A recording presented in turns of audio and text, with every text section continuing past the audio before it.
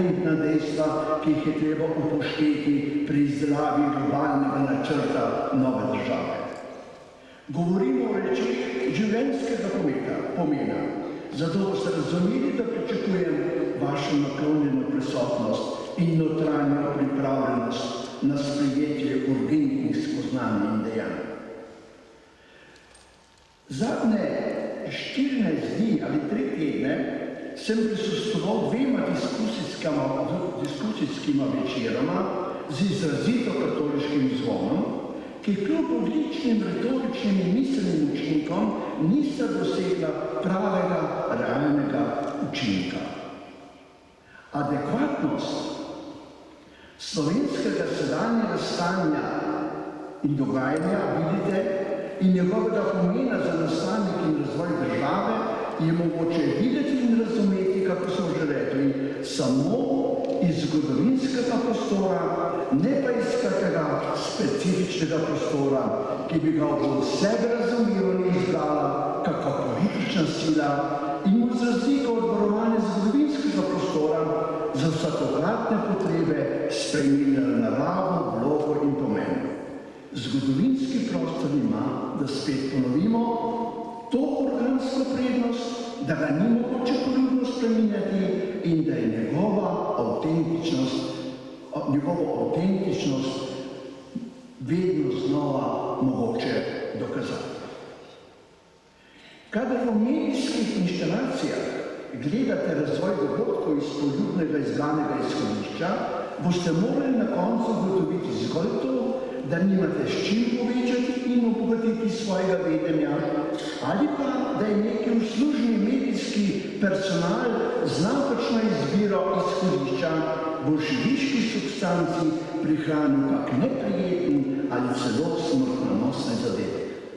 Pravo izhodišče je jamstvo, da boste do razumetja sedanjosti prišli po poti, ki se imenuje zgodovina, ne po kakšni izmišljeni trasi, ki so jo začrtali bistroumni in iznajdljivi uradniki ideologije, promotorji ideologije. Izhodišče za razumetje slovenskega vprašanja pa je eno samo.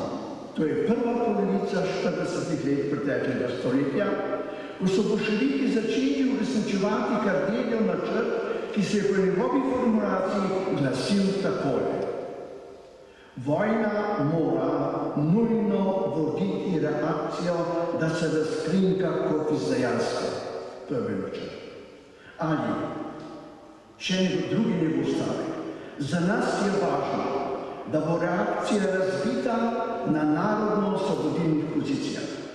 Te izjave je Kardelj dal na partijski šoli na Rogu od 31.1.44 do 13.3.44, ko je za nazaj razmišljal, kako je osvobodilni boj mogoče izkoristiti za uresničenje revolucije.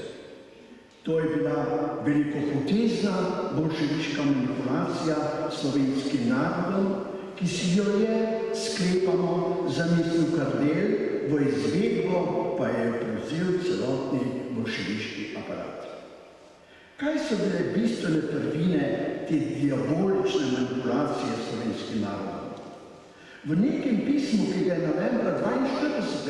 Kardelj pisal generalu Jaki Avšiču Dolomite, je približno naslednje sporočilo. Kardelj pravi, dosegli smo to, da so naši nasprotniki šli k Italijanom in od njih zahtevali orožje, da se branijo. To smo dosegli, tako smo dosegli to, da so se umazali v očeh zapadnih zaveznikov. To nam je uspelo. Sedaj je na nas, da dosežemo, da se uresniči tudi drugi del načrta. To pa pomeni, da se še bolj z intenzivnim in povečanim terorjem dosežemo, da bodo ti ljudje pri Italijanih tudi ostali in da jih bodo Angleži, ko bodo prišli, tam našli. Tako bodo na koncu z njimi obračunali oni. V poglavitnih točkah se je ta petinski načrt spričo britanske prislovične vrlomnosti tudi uresničil. Jeseni 43. pa je italijanskimi stopi iz vojne so po Turjaku in Grčevcah, po pokolu Mozlek in Jelendol to morali boljševiki opraviti še sami. Maja 1945 pa v skladu s pogodbo, ki je sklenil celovcu z jugoslovanskimi boljševiki britanski general Tobinov na podlagi dokumenta Deception Order ukaz Ukana, s katerim je predal Slovensko narodno vojsko boljševikom, vedoč, da jo bodo zmasakrirali. Jugoslovanski boljševiki so to storili tako virtuozno, da slovenski jezik nima izraza, da bi jim lahko kolikor toliko adekvatno sledil. Knjiga Iana Mitchella The Cost of Reputation razmeroma dobro pokriva avstrijski del te zgodbe. Ko pa so vojaki Slovenske narodne vojske prišli v roke slovenskim boljševikom, so vse besede odpovedali. Kako je rekla Škindrova Fanika iz Radeža pri Turjaku? Glavni razlog je bil v tem, da naši fantje niso bili, kot se je izrazila, dovolj krvoločni. Poznal sem jih, zato lahko rečem, res niso bili. Nekoč se bo to moralo razumeti. Ne bi bilo pravično, ko se ne bi. Da ne bi Slovenci izvedeli, da so katoliški Slovenci vedno držali svoje moralno dostojanstvo, tudi v boju. Da torej ponovimo, če ne bomo razrešili začetnega vodstva, ne bomo nikoli vedeli, kdo je kdo. In če ne bomo vedeli, kdo je kdo, se bo zmeda z vsakim poskusom, da jo rešimo, samo obnavljala. Dobivala bo vedno nove podobe, značaj zmede pa bo vedno ohranila in ga jemala seboj. Na vsak način moramo odgrniti zastor, da se bo videlo, kaj je na odru in kakšna pripravljenost je tam za pričakovanje resnice in za iskanje resnice. A na prvem mestu, prej ko se stoji nezamenljiva podoba novi demos. Rešitev, ki jo je za Slovence zagledal prvi poslanec NSI-ja Jožef Horvat, novi demos.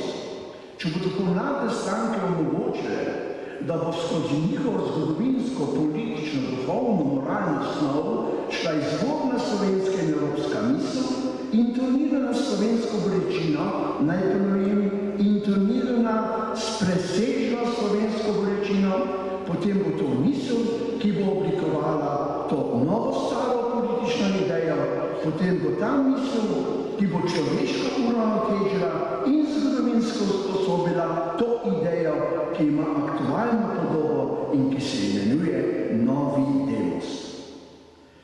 Dve žarišči bi rad videl, da bi se zasvetili v ideogramu novega demosa, v znaku za novi demos. Prvo žarišče bi rad opisal z nekaj verzij irskega pesnika Jejca iz njegove pesmi Drugi prihod, ki jo imamo za svarilo, ki ga je pesnik namenil Evropi na začetku 20. stoletja. Pesem ima dve težišči, ki ju pesnik vzročno poveže. Eno težišče se glasi takole, citiram: medtem ko so najboljši ljudje, brez vsakega prepričanja, so najslabši ljudje, polni strastne delavnosti. Ko ta dva verza preberemo, nas posebej in najprej soočita z mislijo ali vprašanjem, kako je mogoče kaj tako resničnega opaziti in povedati. Ko se ozremo okoli sebe, si pravimo, da je to prava resničnost sedanjega sveta. Potem pa nam pesnik razloži, zakaj je tako. Za to razlago pa se moramo vrniti na začetek pesmi. Tu nas najprej čaka neka podoba, za katero sta potrebna dva verza, potem pa ista misel še enkrat ponovljena v verzu, ki je tak, kako da bi bil vzet iz kakega znanstvenega priročnika. Naj navedemo vam. Krožeč v vedno širših krogih sokol ne sliši več sokolarja. To je podobno. In zdaj stavek. razpadajo vse stvari, središče več ne drži. Jejcem hoče povedati, da je svet v človeški in duhovni krizi. Vzrok krize je v njegovih očeh umik Boga, odpoved središča. Morda pa tudi človekova samovoljna pot. Človekov umik od središča v iskanje svojih specifičnih smotov. Kaj je tako mogoče storiti? Pisatelj Martin Balcer, moderni pisatelj, nam sugerira svojo rešitev. Glasi se takole: Ich glaube nicht. Und mir. Ne verujem, a poklikam. Čeprav nas pisateljeva solucija ne verujem, a poklikam, zadene kakor nekaj zadnjega, kot nekakšno zatočišče, zagledano in najdeno v obrazuhu. Čeprav se nam zdi, da je tako, nam po novem premisliku postaje njegova rešitev vedno bolj razumna in resnična. Kot v misel namreč ponavljamo in ponavljamo, je tudi sami vedno bolj vidimo v soglasju z neko enačbo, za katero sami vemo in jo čutimo zapisano v naše duhovno tkivo. Glasi se ta enačba takole: biti, živeti, pomeni iskati rešitev. Smisel biti, smisel, da smo, je v tem, da iščemo rešitev. S tem razglabljanjem smo hoteli povedati, da bo eno od žarišč v duhovnem ideogramu novega demosa morala kazati na osnovni evangelijski subjekt, ki človeka utemeljuje in hkrati omejuje, ali ki ga utemeljuje tako, da ga omejuje. Glej, prihajam, da izpolnim tvojo voljo.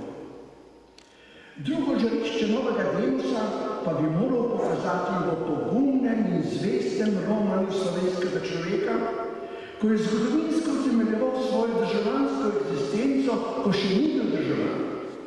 Če bi hoteli utemeljiti politično presebnost novega demosa, politično presebnost, bi jo morali imenovati novi demos, bi vam predlagal, da se ogledamo nekatere prizore, ki izhajajo iz politične presebnosti, ki jo je izkazoval slovenski človek, še v neki temi, še v nekem kaosu.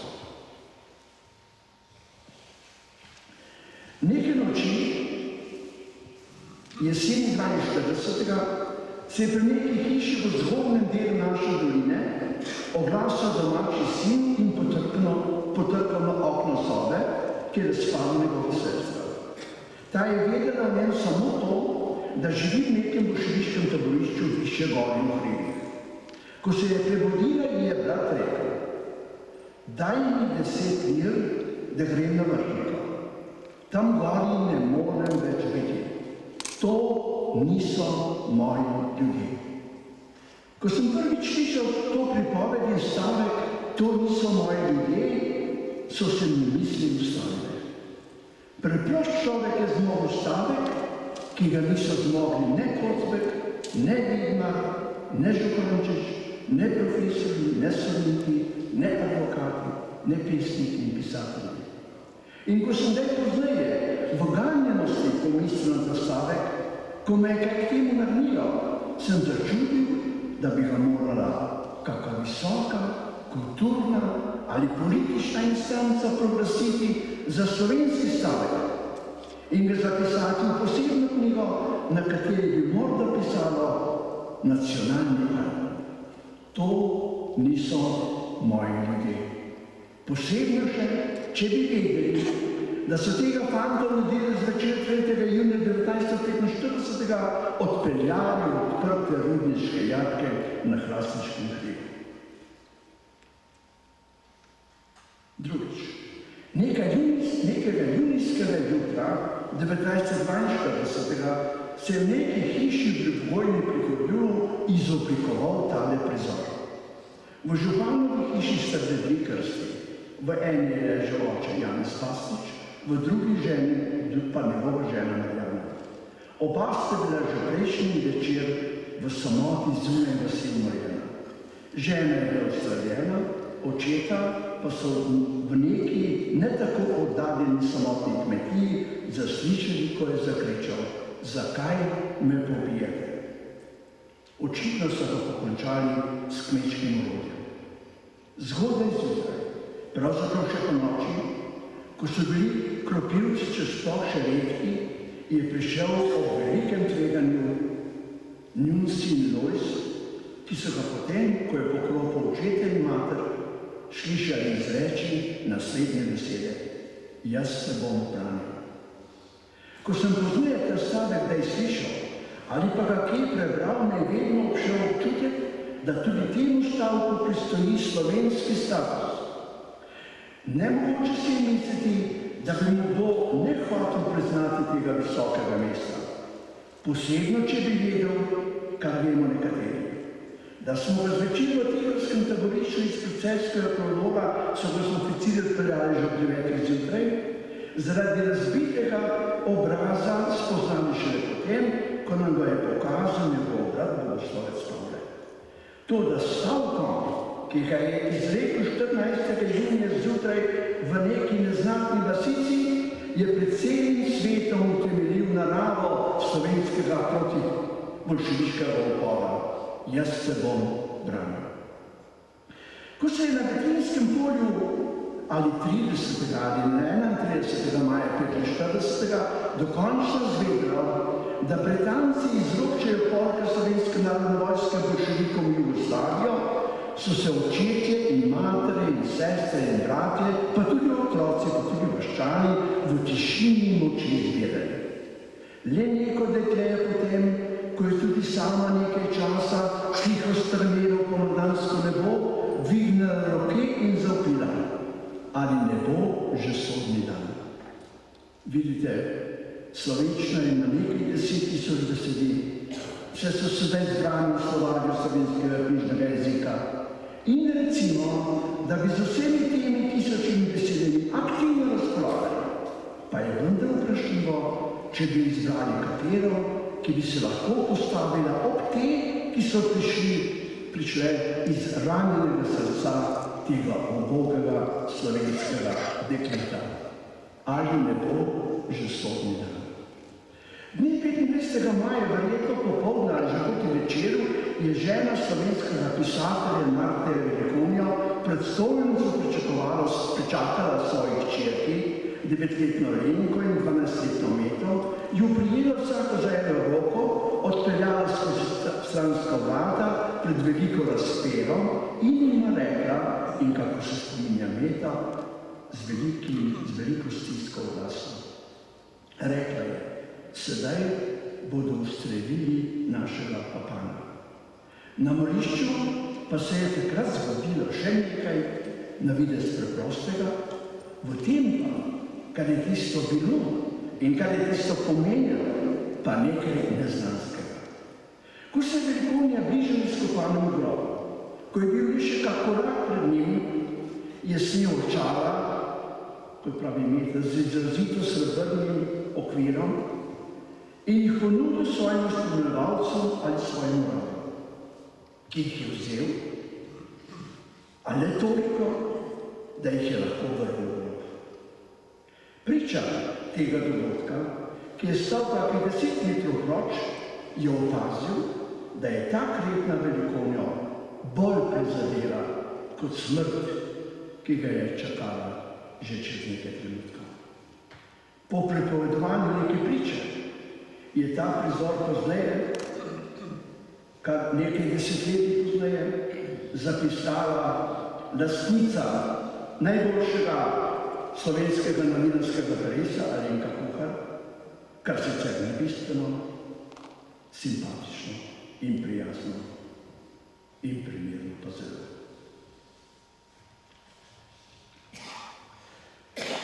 Tista kretna, ki se je tam zgodila,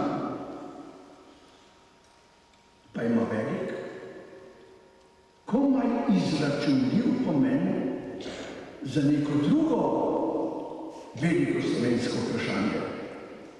Kaj pravite? Kakšne možnosti ima sprava z boljševiki v luči tistega dogodka?